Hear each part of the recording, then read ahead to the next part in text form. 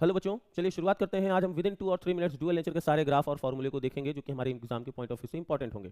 सबसे पहले हमें यहाँ ये समझना है कि डुअल नेचर में हम लोग करते क्या हैं। हम लोग फोटो इलेक्ट्रिक इफेक्ट को अप्लाई करने जा रहे हैं, जहाँ पे ये देखते हैं कि लाइट एनर्जी जो है वो वेव फॉर्म के फॉर्म्स में नहीं, वेव के फॉर्म में नहीं, बल्कि पार्टिकल के फॉर्म में आती है। और हमें सबसे पहले यहाँ पे क्या समझना है, हमें समझना है एनर्जी ऑफ फोटॉन्स। जो एनर्जी पैकेट्स होते हैं वो फोटॉन्स के टर्म्स में होते हैं।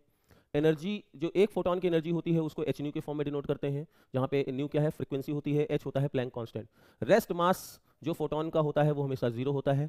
और अगर हम बात करते हैं फ्रीक्वेंसी इंक्रीज करने की, अगर हम इंक्रीज करने की फ्रीक्वेंसी बात करते हैं तो फ्रीक्वेंसी इंक्रीज करने का मतलब होता है हर एक फोटॉन की एनर्जी को बढ़ाना। दो, जैसे सपोज 2 जूल आ रही थी तो 5 जूल आएगी, ठीक है। और अगर हम इंटेंसिटी बढ़ाते हैं तो इंटेंसिटी बढ़ाने का मतलब होता है नंबर ऑफ फोटॉन्स को बढ़ाना। जैसे कि पहले 2 फोटॉन आ रहे थे पर सेकंड, फिर 5 आए, फिर 10 आए, तो नंबर ऑफ फोटॉन्स बढ़ाना मतलब इंटेंसिटी बढ़ाना होता है, ठीक है। फिर हम लोग ये हर्ट्ज एक्सपेरिमेंट देखते हैं, जहाँ पे कैथोड प्लेट होती है, यहाँ पे एनोड प्लेट होती है। इसके पोटेंशियल को चेंज करते हैं, यहाँ से फ्रीक्वेंसी और इंटेंसिटी को वेरी करते हैं और देखते हैं यहाँ पे कैसे करंट फ्लो होती है।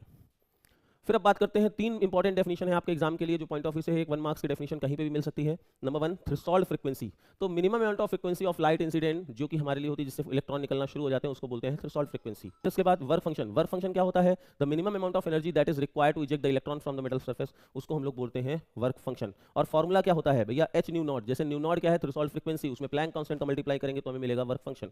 अब बात करते हैं ग्राफ, इंपॉर्टेंट ग्राफ की। तो भैया देखो, अगर आप इंटेंसिटी बढ़ाते हुए जाएंगे तो स्टॉपिंग पोटेंशियल, एक और डेफिनेशन होती है स्टॉपिंग पोटेंशियल। स्टॉपिंग पोटेंशियल क्या होता है, the minimum potential at anode, जिसके लिए कोई भी फास्टेस्ट इलेक्ट्रॉन इन तरफ ना जा पाएगा, तो इसका पोटेंशियल कहलाता है स्टॉपिंग पोटेंशियल। और ये वी नॉट है। अब देखो यहाँ कितनी भी इंटेंसिटी बढ़ाओगे पॉजिटिव में करंट मिलेगी, लेकिन इस पॉइंट में करंट नहीं मिलेगी। याद रखने वाली बात है, स्टॉपिंग पोटेंशियल में इंटेंसिटी का कोई डिपेंडेंसी नहीं होता है। लेकिन जैसे जैसे आप फ्रीक्वेंसी बढ़ाते हो, तो देखो यहाँ पे फ्रीक्वेंसी कम थी तो स्टॉपिंग पोटेंशियल की वैल्यू V1, ये फ्रीक्वेंसी बढ़ाओगे तो स्टॉपिंग पोटेंशियल की वैल्यू बढ़ रही है, फ्रीक्वेंसी बढ़ाओगे तो स्टॉपिंग पोटेंशियल की वैल्यू बढ़ रही है। याद रखना, स्टॉपिंग पोटेंशियल की वैल्यू कब बढ़ेगी, फ्रीक्वेंसी बढ़ाने पे बढ़ेगी, इंटेंसिटी बढ़ाने से नहीं बढ़ेगी।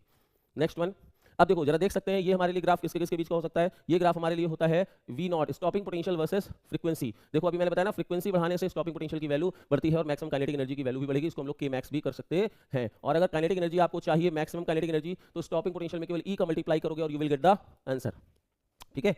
एंड लास्ट वन जिससे न्यूमेरिकल आता है 3 मार्क्स का आएगा, और वो फॉर्मूला क्या होता है, कंजर्वेशन ऑफ एनर्जी से रिलेटेड है। टोटल एनर्जी जो होगी वो वर्क फंक्शन और काइनेटिक एनर्जी के इक्वल होने वाली है। और work function H new not और ईवी नॉट। ईवी नॉट जो आप वी नॉट क्या होगा, स्टॉपिंग पोटेंशियल।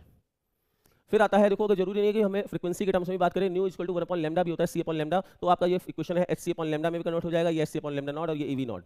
और फिर उसके बाद आता है de Broglie wavelength. De Broglie wavelength क्या होता है, lambda equal to h upon momentum, momentum mass into velocity से भी डिनोट कर सकते हैं।